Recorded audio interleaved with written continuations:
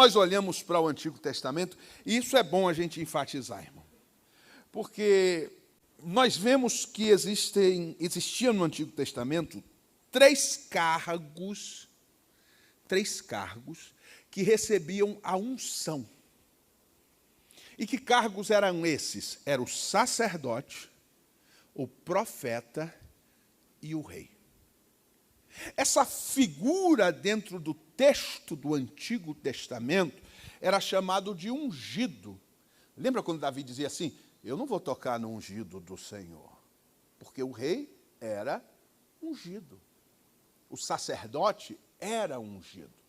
O profeta, o que Deus mandou Elias fazer quando mandou ele sair da caverna?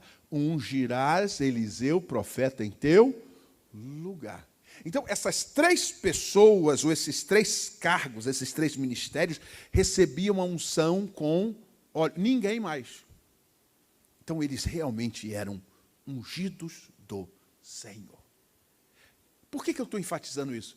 Porque é normal, quando você vai chamar a atenção de alguém, principalmente pastor, eu sou ungido do Senhor. Não é não?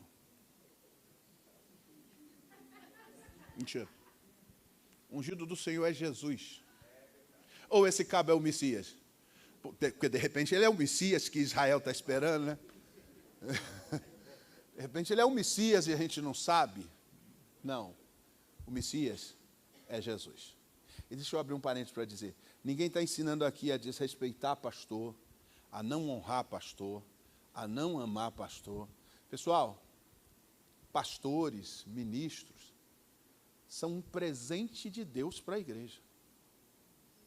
Se você pegar o Salmo 68 e usar ele juntamente com Efésios 4, você vai ver que Jesus ele desceu às mais baixas regiões. O que quer dizer isso aqui? Que ele desceu na terra, a terra, e quando ele subiu, ele levou cativo o cativeiro e deu dons aos homens. Lá no Salmo 68, o que dá a entender é que quando Jesus subiu, Deus pegou os homens e deu de presente para ele.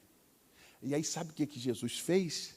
Paulo diz assim, ele mesmo deu à igreja uns para apóstolos, outros para profetas, outros para evangelistas, outros para pastores mestres ou pastores e mestres. Sabe o que Jesus fez? Dessas pessoas que Jesus recebeu de Deus como presente, ele tirou um tanto e deu à igreja como presente. Apóstolos, profetas, evangelistas, pastores e mestres, para quê? Para promover o aperfeiçoamento do santo.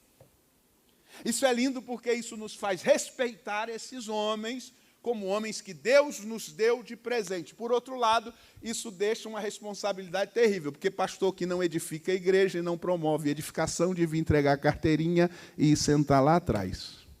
E o que tem demais na igreja é obreiro que não edifica nem a casa dele. Mas isso é outro assunto, o assunto é Jesus. Então esses três cargos aqui, na verdade, eles simbolizam aquilo que é o ofício ou triplo ofício de nosso Senhor e Salvador, Jesus Cristo. Jesus, ele tem um ofício profético.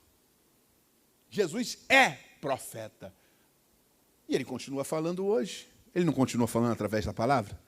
Ele não continua falando através dos pregadores, dos pastores? Ele não continua falando através do dom de profecia? Então, ele continua sendo profeta, porque é ele que rege a igreja e é o Espírito dele que guia a igreja nesses dons. Jesus, além de profeta, ele é sacerdote.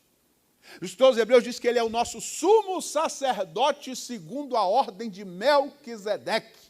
Por que não é da ordem de Arão? Porque a ordem de Arão acaba, morre, e morreu e acabou. Melquisedeque, quem sabe quem era o pai de Melquisedeque? Da onde ele veio? Quem era a mãe dele? Quem era a família dele? Ele é uma figura para dizer, ele é eterno. Jesus é o nosso sumo sacerdote eterno. Enquanto nós estamos aqui, ele está lá à destra de Deus. Não precisa falar muito não, irmão. Só as marcas da cruz do Calvário já são a demonstração de que ele sofreu por nós, morreu por nós, e já são suficientes para que Deus estenda a sua mão mão para abençoar a sua igreja. Não porque nós merecemos, mas porque Jesus está lá à destra dele, intercedendo por nós. Jesus é profeta, Jesus é sacerdote, e para a gente concluir, Jesus é rei.